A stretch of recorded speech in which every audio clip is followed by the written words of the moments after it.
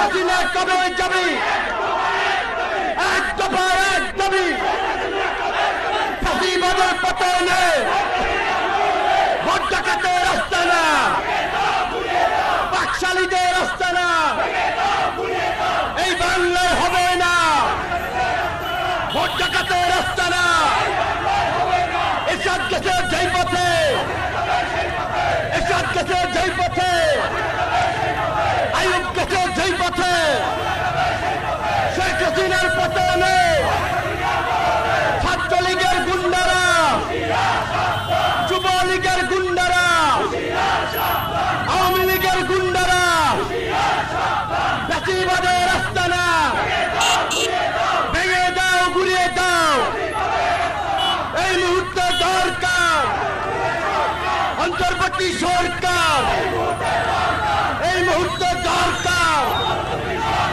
বন্ধুগণ, কথা একটাই, এই মুহূর্তে সংকট সমাধানের পথ একটাই, শেখ হাসিনাকে পদত্যাগ করতে হবে, সংসদ বিলুপ্ত করতে হবে এবং অন্তর্বর্তী সরকার গঠন করতে হবে।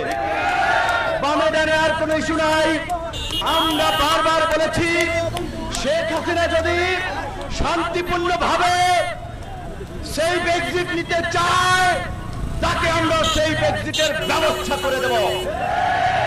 অন্যথায় এদেশের মানুষের মুক্তির জন্য, দেশের স্বাধীনতা সার্বভৌমত্বকে রক্ষা করার জন্য আমাদের যা করার আমরা তাই করব। আমরা বলেছি, বিরোধী দলের নেতা কর্মীদের রক্তে গত 14 বছর রাজপথ রক্তে রঞ্জিত হয়েছে। আর মাত্র 1 সপ্তাহ আন্দোলন করতে চাই।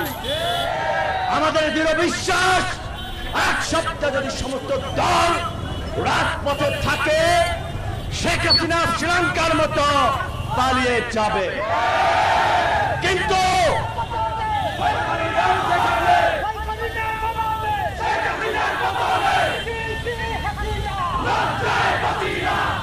কিন্তু বিরোধী দলের আন্দোলনের মধ্যে কোনো কারণে ঐক্যতান হচ্ছে না, কোনো কারণে সমন্বয় হচ্ছে না। কারণ একটাই, সরকারের ফাঁদ। আপনারা দেখেছেন যে এই নির্বাচন নিয়ে